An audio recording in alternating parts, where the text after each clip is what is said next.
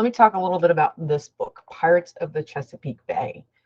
I've talked about this book several times. I've read it mostly through. I think I got up to part 3 and I stopped at A Nation Divided, Confederate Pirates, Raiders, and Privateers. And then the last one was The Pearl of Chesapeake, the Oyster Wars, and really didn't get further on that because it's outside of the Golden Age piracy. It's a very odd setup to the book. Definitely formatted to set up the cast at the beginning, setting, conflict, who they were. And then while discussing the pirates, you lose a sense of the timeline that's going on within each of those sections. A year may be set at the beginning, but by the end of the passage, while using terms of couple, several, even numerical years, you are not sure where you're at within the timeline of the history.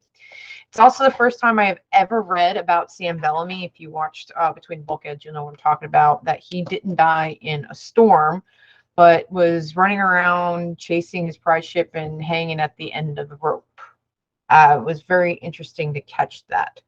Also, for as prominent as Blackbeard is shown on the back cover and called for, they only covered him for a few pages. So it was, I mean, he's right there on the page and he's not commented on at all, except a couple places. It was really weird. So regardless of terms, I did get a lot out of the second half of the book. That was definitely outside the GAOP. Other than that, the GAOP stuff, kind